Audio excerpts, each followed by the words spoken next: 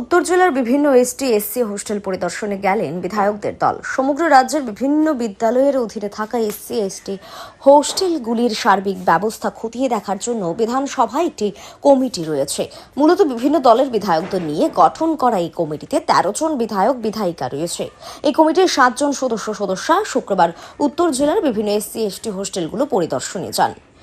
SC ST হোস্টেলগুলো পরিদর্শনে যাওয়ার বিধায়ক দলের নেতৃত্বে ছিলেন বিধায়ক প্রমোদ রিয়াং। বিধায়ক দলের সদস্যরা এই দিনে প্রথমে যান ধর্মনগর সার্কিট হাউসে, সেখান থেকে কদমতলা এসসি এসটি হোস্টেলে যান। সেখানে এসসি এসটি হোস্টেল সার্বিক ব্যবস্থাপনা সরেজমিনে খতিয়ে দেখেন বিধায়করা। বিধায়ক প্রমোদ রিয়াং জানান, উত্তর জেলার প্রতিটি এসসি ও এসটি হোটেলের ব্যবস্থাপনা খতিয়ে দেখবেন, কোথায় কি ঘাটতি রয়েছে তা দেখবেন। তারপর 59 জেলার হোস্টেলগুলিও পরিদর্শন করবেন।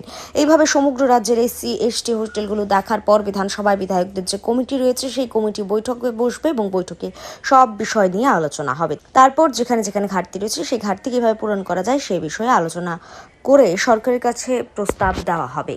অ্যাকচুয়ালি আমরা ত্রিপুরা বিধানসভাতে আমাদের একটা কমিটি আছে, এসটি কমিটি, যেটা আমরা দেখি সারা আমরা স্টেটের যে এসটি বয়েজ হোস্টেলগুলো ঠিকঠাক আছে বা তাদের কি সুবিধা অসুবিধা, এই তাদের এই ভিজিটের জন্য আমরা আর কোথায় অসুবিধা সুবিধা আছে এগুলো আমরা দেখে আমরা কমিটিতে বসে আবার মিটিং করে আবার এটাকে রেকটিফাই করে স্যার। উত্তর জেলাতে আর কোথায় কোথায় পরিদর্শন আছে? আমরা অনেক জায়গাতে প্রায় 18টা জায়গাতে আছে, জাস্ট আমরা শুরু করছি। এখান থেকে আমরা যাবো দামছড়া থেকে কাঞ্চনপুরে যেত এসটি বয়েজ গার্লস হোস্টেল, এরপরে জাম্পুই হিল, ওইখানে 2টা না 3টা হোস্টেল আছে। এরপর আবার কাঞ্চনপুর, এরপরে আমরা কৈলাসর। এভাবে আমরা টোটাল 18 থেকে 19টা স্পট আছে যেটা গিয়ে আমরা পরিদর্শন।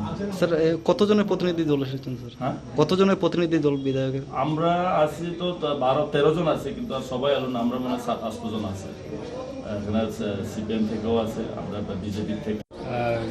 চেয়ারম্যান প্রমোদ রিয়াং নেতৃত্বে এমএলএ যে টিম এসেছিল, তারা আমাদের হোস্টেল ঘুরে দেখলেন কী ব্যবস্থাপনা আছে বাচ্চাদের জন্য, তাদের থাকার ব্যবস্থা, খাওয়ার ব্যবস্থা, তাদের বাথরুম, সব কিছু ওরা ঘুরে দেখেছেন, ওদের সাথে কথা বলেছেন, গার্জিয়ানের সাথে কথা বলেছেন। এবং এটা সারা ত্রিপুরা রাজ্যে হচ্ছে টিম ভাগ করা। আমাদের এখানে ধর্মনগরে ওদের শিডিউল ছিল ধর্মনগর এসটি হোস্টেল। যদি এটা এসটি হোস্টেল বলা হয়, এটা এসটি থাকতে পারে। এখানে আমাদের ক্যাপাসিটি 30, কিন্তু বর্তমানে এখানে 15,000 এসটি স্টুডেন্ট থাকে। খুব পুরুষ মহিলা এরকম কোনো ক্যাটাগরি থাকার নিয়ম নেই। আপাতত একজন মহিলা আছে, কিন্তু খুব ডেজিগনেটেড, খুব পোস্টেড নাই। এখন টেম্পোরারি কাজ চলছে। যিনি আগে রিটায়ার হয়ে গেছেন তার ইয়েতে কোনো নতুন রিক্রুটমেন্ট হয়নি। সান্দন টিভি।